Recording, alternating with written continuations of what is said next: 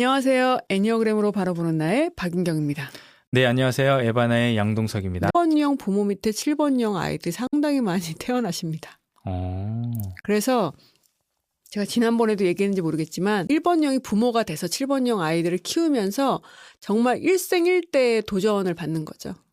자식이를 어떻게 하지도 못하고, 그래서 이 아이를 이해하고 싶어서 애니어그램 공부를 하고 애니어그램 강사가 되신 분은 상당히 많아요. 네. 왜냐하면 도저히 이해할 수가 없는 아이인 거죠. 예를 들면 제가 만났던 분은 7번형 아이가 이제 염색을 하겠다고 그러는 거예요. 근데 1번형 입장에서 보면 신체 발부는 수지 부모인 거죠. 어떻게 우리의 색깔을 드리고 하느냐라고 해서 이제 이것 때문에 굉장히 서로 실갱을 하다가 애니어그램을 공부를 하시면서 숨통을 틔워줘야 되는구나를 알게 된 거죠. 그래서 7번형하고 협상을 했어요. 어떻게 했냐면 숨통. 네. 왜요? 그게 딱 와닿는 것 같아요. 왜요? 숨이 막히세요 지금? 네. 그러니까 7번형은 어떻게든 할 거거든요. 중요한 건 조율이고 협상인데 7번형한테 뭐라고 했냐면 방학 때 해라. 그리고 개학하면서 다시 원상복귀. 학교의 규칙이 있으니까요.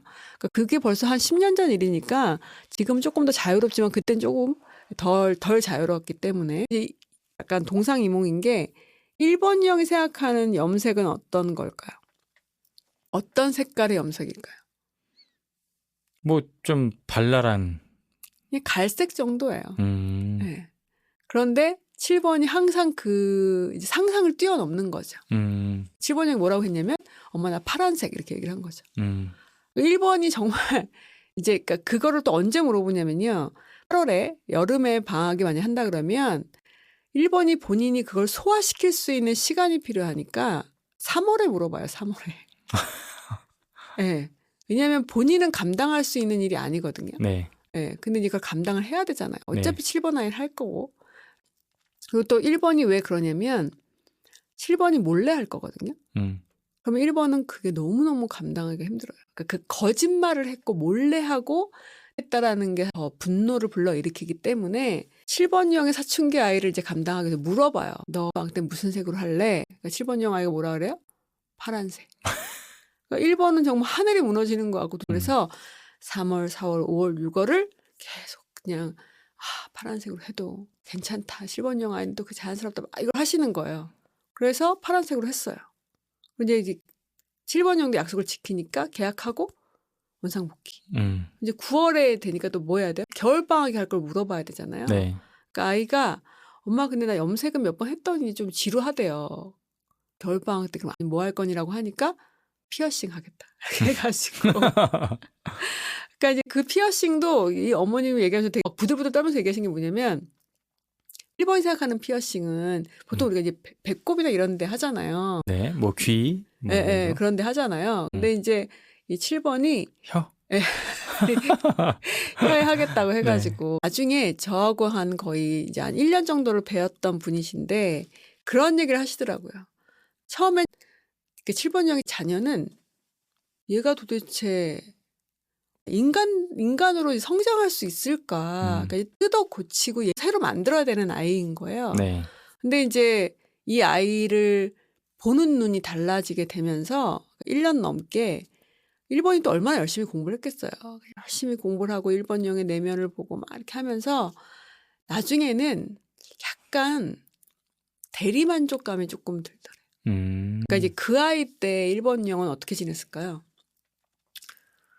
완전히 FM으로 생활을 했을 거 아니에요. 네. 그렇게 보니까 자기가 못 해보고 지나간 게 너무 많더라는 거예요. 그 나이 때 해서 예쁘고 지금도 자칭을 하거나 초록색으로 염색을 할 생각은 없지만 그 아이가 즐거워하고 재밌어하고 하는 걸 보면서 내가 대리만족감을 느끼더라. 그리고 인생에 한 길만 있는 게 아니고 여러 가지 길이 있구나. 라는 부분을 되게 깨닫게 됐다라고 얘기를 하시더라고요. 되게 긍정적인 측면에서 이제 그러기까지 몇 년의 세월이 사실은 걸린 거죠. 네. 그러니까 저랑 만나기 전부터 애니어를 공부하고 계셨기 때문에 사실은 7번형 아이가 문제 있다고 보고 7번형 아이를 개선시키려고 했던 건데 결국에는 본인을 개선시킨 거죠. 네. 그러다 보니까 아이하고의 관계도 상당히 이제 좋아졌고 그 7번형 아이는 또 1번형 엄마를 통해서 뭘 배웠어요? 방학 때만 하고 본인을 절제하는 걸 사실 배운 거죠. 예. 그러니까 이제 만약 안 그랬으면 몰래 하고 네. 막 이렇게 했을 건데 그렇게 하지 않고 내 생활을 절제하고 통제하고 이런 부분도 나에게 도움이 되는구나. 그런 부분이 있습니다. 네. 오늘도 방송 들어주셔서 진심으로 감사드립니다. 네, 있는 그대로의 나를 아끼고 사랑하는 하루하루 되시기를 바랍니다. 다음 방송에서 만나요.